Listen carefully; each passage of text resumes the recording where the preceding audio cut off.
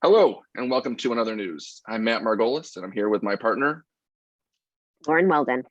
We are Margolis Weldon. We are estate planning and elder law attorneys with offices in Park Ridge, and we help people protect what they value most. Today, we are fortunate enough to be here with Jessica Kholamian. Thank you, Jessica. Jessica received her degree from Valparaiso University's nursing program. After graduation, her first job was at Northwestern Memorial Hospital, where she worked for about 4 years. After that, she decided to do some travel nursing.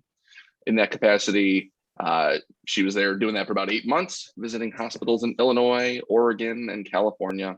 In 2019, she came back here to her roots in Illinois and started working at Advocate Good Shepherd Hospital, where she's been working as an ICU nurse for the past 2 years. Welcome. Thank you. So Jess, let's get right into it. So tell us how you got interested in nursing, why you chose that as the field you wanted to get into. So I've always had a couple bees buzzing in my ear. On my mother's side of the family, there's a lot of nurses and medical professionals. So it's always been a topic of discussion. And of course, all my aunts wanted me to be a nurse like them. And they lucked out that I liked it as well. I enjoy working with people. I enjoy science classes. And when I was in middle school, I saw a pretty bad riding accident with a friend. And that moment horseback riding accident. And that moment really solidified that I never wanted to be in a situation like that and not know what to do. That's awesome. So do you have any advice for students interested in nursing? So young people who are thinking about it, especially with the things going on in today's day and age, this pandemic, that are interested but not 100% sure, what advice would you give them? I think in today's day and age, we're lucky that pretty much everything is at our fingertips. So they can research quite a bit about the field. They should also realize that if they want to go into nursing, that you're not taught only one avenue of nursing. You are tested on all different topics, from pediatrics, children, to geriatrics, our elderly adults, and all the in-betweens. So they'd have to learn about everything. You don't just kind of get to pick and choose, which at the end of the day really is better. You might find that you're interested in something you didn't realize you were. Yeah, great advice. I'm sure Lauren and I can relate, just being in law school and, people kind of figuring themselves out and, you want to be a lawyer, but you don't know what kind. Yeah. So Jess, being in the ICU over the last year, I'm sure it's obviously been a crazy year for you and your colleagues. Can you share something with us, some things with us that you think that we should know about COVID and how it's, changed and how it's impacting people, at least from the hospital viewpoint? Yeah. I think definitely the biggest takeaway in the last year that I feel, no matter where you are in this chain of chaos, is really having patience and understanding for one another. While I'm only one part of the frontline workers, there's a lot of others. It's not just healthcare. There's your grocery workers, there's other people too.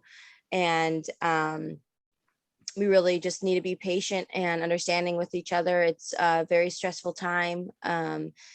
We only know so much. And what I tell people as well is this is very much science now, is what I would call it. Like, what you know is what we know now. There's not some hidden information out there. I mean, we're figuring it out as we go too.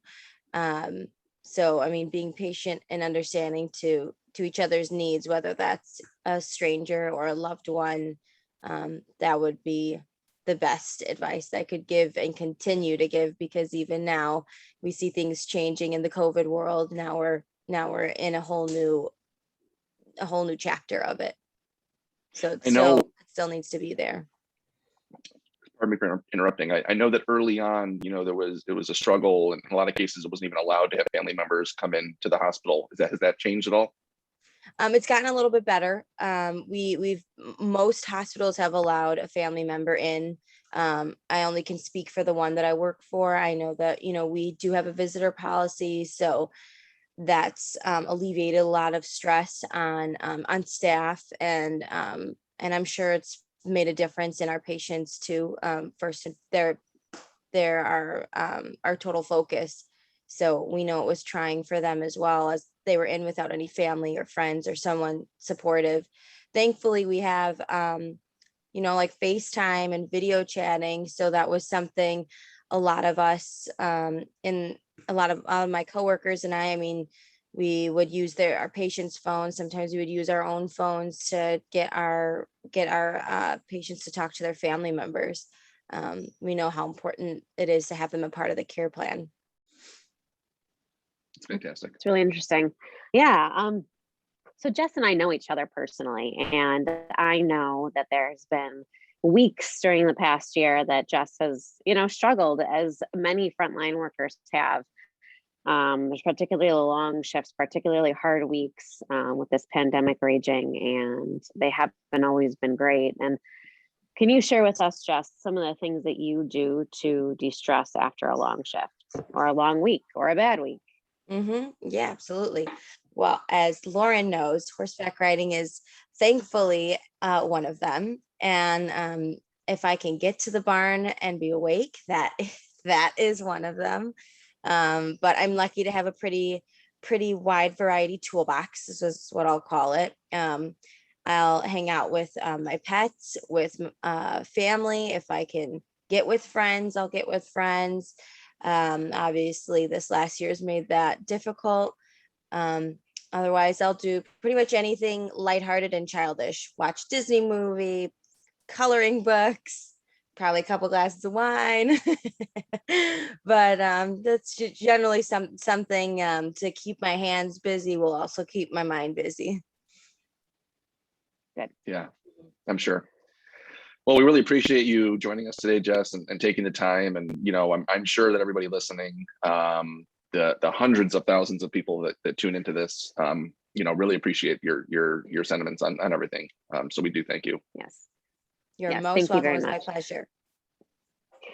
So I wanted to conclude with the answer from our trivia for last time. So if you recall, the question was as follows.